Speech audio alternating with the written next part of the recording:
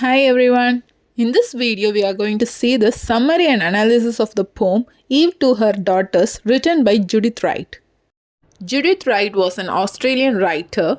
Her period was between 1915 and 2000. Now let us see her biography. Her original name is Judith Arundel Wright.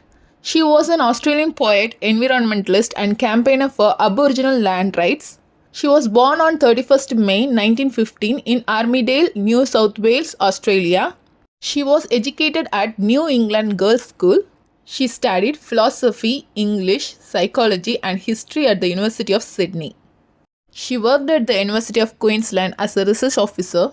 In 1946, she published her first book of poetry titled The Moving Image. In 1962, she married Jack McKenney, a novelist. In 1966, she published her first collection of short stories titled The Nature of Love. From 1964 to 1976, she served as the president of the Wildlife Preservation Society of Queensland. In 1975, she received the Christopher Brennan Award. In 1991, Queen's Gold Medal for Poetry, and in 1994, Human Rights and Equal Opportunity Commission Poetry Award for collected poems. She died on 25th June 2000 in Canberra, Australian Capital Territory, Australia, at the age of 85. Her notable poetry collections are Woman to Man, Australian Bird Poems, Selected Poems, 5 Census Selected Poems, The Flame Tree, and Collected Poems. Eve to Her Daughters is an important poem written by her. It was first published in The Other Half, Poems by Judith Wright. It is a dramatic monologue. Speaker of this poem is Eve. Eve talks to her daughters of her and Adam's fall from Eden. Eve addresses her daughters, reflecting on the events in the Garden of Eden and their aftermath. She continues to talk about Adam's quest to become godlike, outlining his arrogance, and Eve stays submissive and loyal despite his flaws. This poem explores the themes of obedience, power, responsibility, the consequences of actions, and the nature of power dynamics between men and women. Now let us see the lines of the poem Eve to Her Daughters. It was not I who began it. Turned out into draughty caves, hungry so often, having to work for our bread, hearing the children whining, I was nevertheless not unhappy. Where Adam went, I was fairly contented to go. I adapted myself to the punishment. It was my life. But Adam, he kept on brooding over the insult, over the trick they had played on us, over the scolding. He had discovered a flaw in himself and he had to make up for it.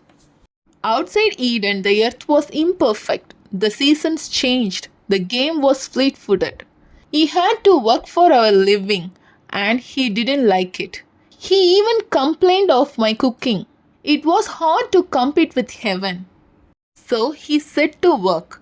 The earth must be made a new Eden, with central heating, domesticated animals, mechanical harvesters, combustion engines, escalators, refrigerators, and modern means of communication, and multiplied opportunities for safe investment, and higher education for Abel and Cain, and the rest of the family. You can see how his pride had been hurt. In the process, he had to unravel everything, because he believed that mechanism was the whole secret. He was always mechanical minded. He got to the very inside of the whole machine, exclaiming as he went, "So that is how it works. And now that I know how it works, why, I must have invented it." As for God and the other, they cannot be demonstrated. And what cannot be demonstrated doesn't exist. You see, he had always been jealous. Yes, he got to the center where nothing at all can be demonstrated, and clearly he doesn't exist, but he refuses to accept the conclusion. You see, he was always an egotist. It was warmer than this in the cave. There was none of this fallout. I would suggest, for the sake of the children, that it's time you took over. But you're my daughters. You inherit my own faults of character. You are submissive, following Adam even beyond existence. Faults of character have their own logic, and it always works out. I observed this with Abel and Cain. Perhaps the whole elaborate fable, right from the beginning, is meant to demonstrate this. Perhaps it's the whole secret. Perhaps nothing exists but our faults. At least they can be demonstrated. But it's useless to make such a suggestion to Adam. He has turned himself into God who is faultless and doesn't exist. With this, the poem comes to an end. Till now, we have seen the lines of the poem, Eve to her daughters. Now, let us see the summary of this poem. Eve addresses her daughters and describes the life she led with Adam after their fall from Eden. She reflects on her experience and shares it with her female descendants. She says that she is not responsible for the fall, and life has become much harder for them ever since. With the hunger to cope in caves, Eve, however, was willing to cope as she was with the man she loved. Eve says that she made peace with God's punishment, banishment from Eden. However, she says Adam was not as content as her. He kept on brooding over the punishment and their deception by a higher power. Fixating on his flaw, Adam set out to create his own Eden on earth. But that was imperfect with changing seasons and elusive games. He is dissatisfied with Eve's cooking and hates that he has to work for sustenance. Adam cannot accept their new status, says Eve. He is seeking to become godlike in his arrogance and create an Eden of his own. This new Eden of Adam have domesticated animals, central heating, mechanical harvesters and engines, refrigerators, etc. These are instances of modern advancements by man. It is an age of industrialization, symbolizing the progress Adam wants to create. He also has the added burden of providing higher education for his children Abel and Cain.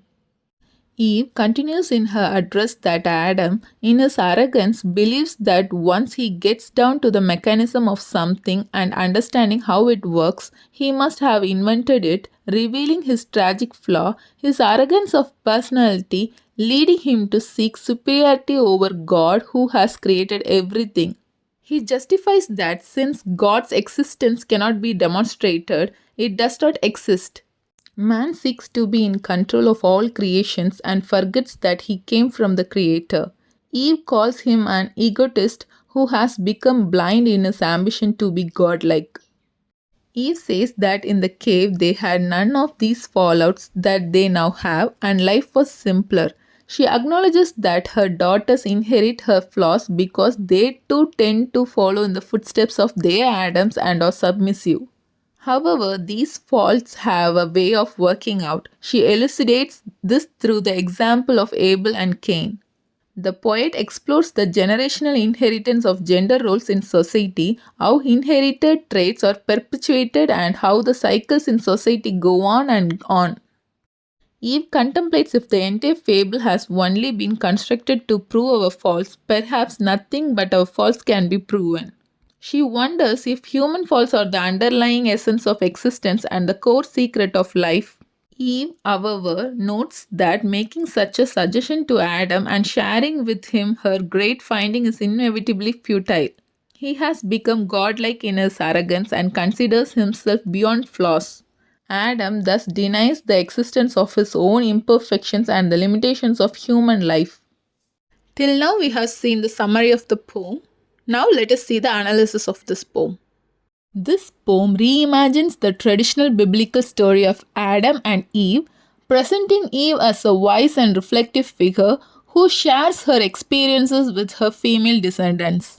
Eve describes the hardships of life outside Eden, the physical labor, and the constant struggle for survival. She also reflects on Adam's reaction to their expulsion, his brooding, and his desire to rebuild Eden on his own terms. This poem is a critique of male ego. Here, Eve criticizes Adam's ego and his need to understand and control everything, leading to a destructive path. She highlights his jealousy and his inability to accept his own flaws. This poem carries feminist undertones, suggesting that Women need to take a more active role in shaping the world and addressing the issues caused by male dominance and violence.